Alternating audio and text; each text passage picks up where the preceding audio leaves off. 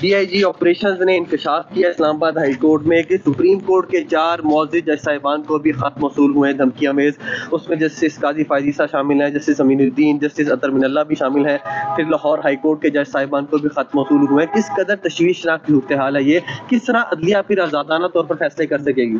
بسم اللہ الرحمن الرحیم. دیکھیں, سب سے پہلے تو آج آپ ساتھیوں نے بھی دیکھا کہ جج صاحبان نے بہت زیادہ برہمی کا اظہار کیا اندر, اور ڈی آئی جی آپریشنز کو جن کا نام بخاری ہیں ان کو بھی ان کو ٹھیک ٹھاک انہوں نے سرزنش کی, اور یہ بات کہی کہ آپ لوگ اور پولیس فورس اسلام آباد کی صرف چوکیوں پہ لوگوں کو تنگ کرنے کے لیے کھڑی ہوئی ہے, کوئی اس کا آؤٹ پٹ نہیں آ رہا. ابھی تک وہ آؤٹ پٹ آ جانا چاہیے تھا.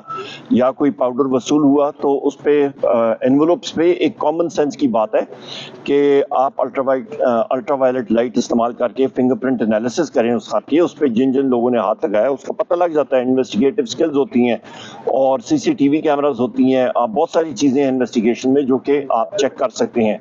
پر بات وہی آ جاتی ہے, اسلام آباد پولیس یا پنجاب پولیس یا یہ پولیس محکمے جو ہیں یہ کرپٹ ترین محکمے بن چکے ہیں. یہاں پہ افسران ان کے جو ہیں وہ صرف اور صرف سفارشی پوزیشنز پہ ہیں, اور ان کا صرف ایک ہی کام تھا کہ پاکستان تحریک انصاف کے ورکرز کو زد و کوب کرنا, گھروں میں ریڈ کرنا, اور ان افسران کے خلاف بھی ایف آئی آرز ڈکیتی کی ہوئی ہیں, چور ہیں بیسکلی یہاں پہ, مطلب آپ یہ اس کا کر سکتے ہیں. اور ان کے خلاف جو آپ کا ڈی سی بھی ہے اس کے خلاف بھی سزا ہوئی ہے, اور جو آپ کا ایس ایس پی تھا اس کے خلاف بھی مطلب سزا ہوئی ہے. تو یہ تو حال ہے پولیس کا. تو ان سے کوئی اچھی توقع کرنا پولیس فورس کی, میرا خیال ہے یہ وہ کہتے ہیں بڑی ایک آپ سمجھیں کہ خوش فہمی میں مبتلا ہوں گے. کوئی ان سے کوئی اچھائی کی آپ توقع نہیں کر سکتے ہیں کیونکہ سفارشی زیادہ افسران یہاں پہ بیٹھے ہیں, پہلی بات.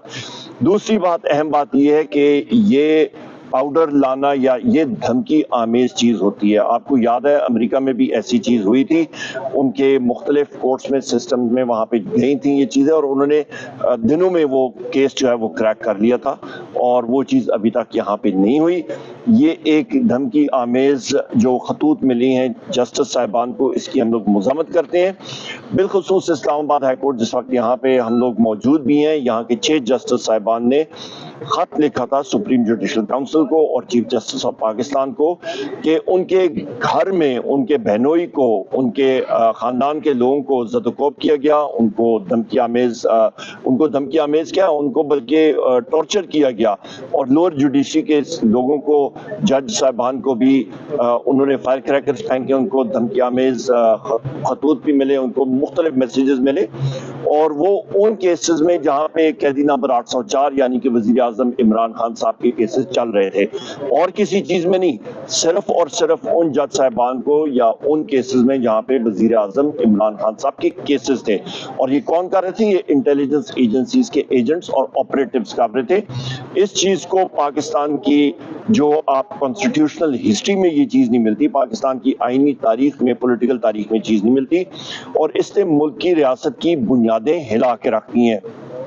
کوئی یہ مطلب کوئی بھی عزت والا معاشرہ ہوتا تو اب تک دنیا الٹی ہو چکی تھی. بدقسمتی کے ساتھ یہاں پہ ہمارے تقاضے جو قانون اور ریاست کے ہیں وہ بہت زیادہ گر چکے ہیں, اور امیڈیٹلی ان لوگوں کو جنہوں نے یہ کی ہے ان کو کیفر کردار تک قانون کے مطابق پہنچانا. سر, کل ہم نے خان صاحب کے سامنے سوال بھی رکھا یہ 6 ججز والا, تو اس کے اوپر انہوں نے کہا کہ یہ معاملہ جب سے رجیم چینج آپریشن ہوا ہے تب سے ہی جاری ہے. سائفر کیس کی سزا ہو, عدت کیس کی ہو یا توشہ خانہ کیس کی, تمام تر ججز دباؤ میں تھے, تو اس کی آزاد منصفانہ تحقیقات ہونی چاہیے. تو آپ پارلیمان کے فلور پر یہ معاملہ کب اٹھائیں گے, کس زور و شور سے اٹھائیں گے, اور آخر میں یہ بتائیے گا آج سائفر کیس تقریباً منطقی انجام تک پہنچنے والا ہے. بیرسٹر سلمان صفدر نے کہا کہ 1923 کے قوانین جو دشمنوں کے لیے استعمال ہوتے ہیں یا ریاستی غداروں کے لیے استعمال ہوتے ہیں وہ وزیر اعظم اور وزیر خارجہ کے لیے استعمال کیے گئے. دیکھیں, بڑا اچھا سوال ہے. سب سے پہلے یہ کہ ایک تحریک التوا ہم نے قومی اسمبلی میں جمع کرائی تھی, اور یہ کل بھی جس وقت